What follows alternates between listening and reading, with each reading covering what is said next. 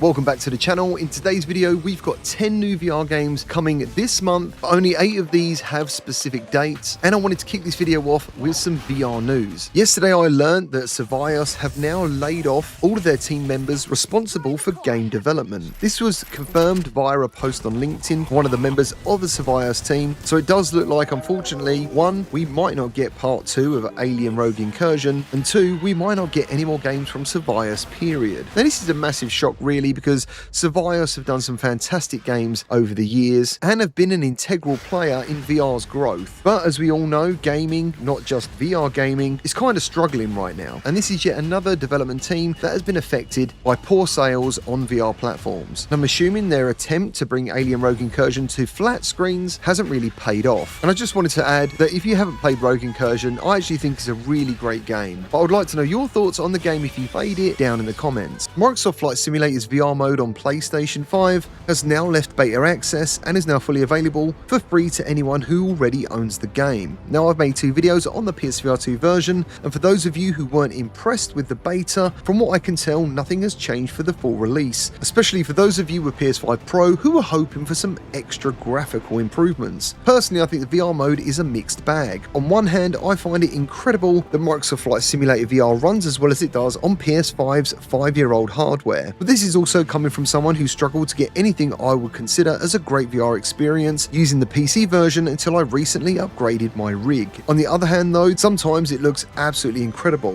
and at other times it looks pretty soft and can look mediocre. But there's a lot to be said for the pick up and play aspect versus PC. But if you played the full release, let me know your thoughts down in the comments. And last on today's VR news list is Omega Pilot Evolution has just been announced. The Evolution Edition is a message that this is being rebuilt from the original, and in regards to the PS5 version, it's going to be featuring 4K HDR visuals and make use of PSVR2's headset haptics. There'll be 15 tracks, and the real game changer is the brand new combat racing mode. It's not just about getting the fastest lap times, you'll have energy blasters and EMPs to take down your rivals. It's apparently got a very deep career mode and online multiplayer, and the ability to beat times from other people's ghosts, and it's apparently coming next month. So kicking off the new VR games for May, we have Spy Master coming on May the 7th to MetaQuest and SteamVR. In Spy Master, you need to step into the shadows in this early access tactical stealth thriller. Spy Master focuses on high stakes espionage where your physical movements matter. You'll need to pick locks, hack terminals, and remain undetected in a variety of sandbox environments. And this game is apparently built specifically for those who want a slower, more methodical Splinter Cell vibe in VR. Also May the 7th, we get Evil Inside VR, and this is coming to MetaQuest 3, MetaQuest 3S, and PSVR2. If you enjoy psychological horror, Evil Inside is bringing its terrifying atmosphere to virtual reality. You play a character called Mark, and after the mysterious death of his mother, he attempts to contact her via a spiritual board, but things go south really quickly. Expect some heavy atmosphere, jump scares, and a narrative that blurs the lines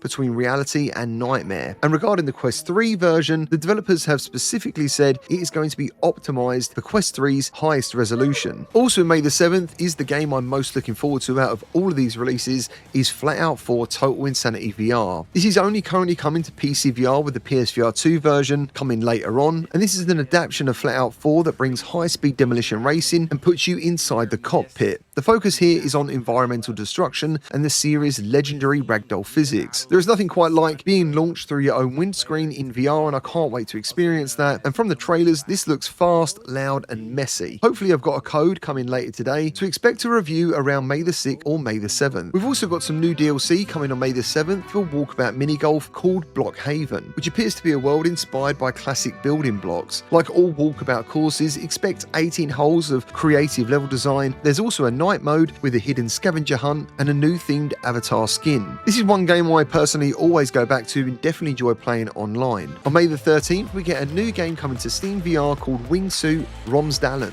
In this game, you get to experience the rush of close proximity flying, and it features incredibly detailed photogeometry of the Norwegian valleys. You'll be diving off cliffs and skimming mountain ridges at over 120 miles per hour, and this is aimed at being more of a sim than a game, so it's a pure VR experience meant to showcase how immersive and stomach-churning wingsuit flying is using high-fidelity PCVR. On May the 14th, we get A Long Survive for SteamVR and PSVR2. After a short delay, this co-op survival shooter finally lands on consoles and PC. sea. You and your friends must defend a base against waves of mutated creatures. It features a robust crafting system and environmental traps. The PSVR2 version will be making use of adaptive triggers and hopefully headset haptics, making every shot against the horde feel distinct and weighty. So when it comes to reviewing this game, I am probably leaning more into playing the PSVR2 version. On May the 21st, we get the highly anticipated Robo Quest VR for the Quest platform. If you haven't heard of it before, Robo Quest is a lightning-fast roguelike FPS with incredible movement, and for me, proved the work that Flatout VR are doing, porting games from a flat screen into virtual reality. And on top of the Quest version being released, we are also getting the co-op update for all platforms. So now you can team up with a buddy and blast through the robot-filled arenas with randomized weapons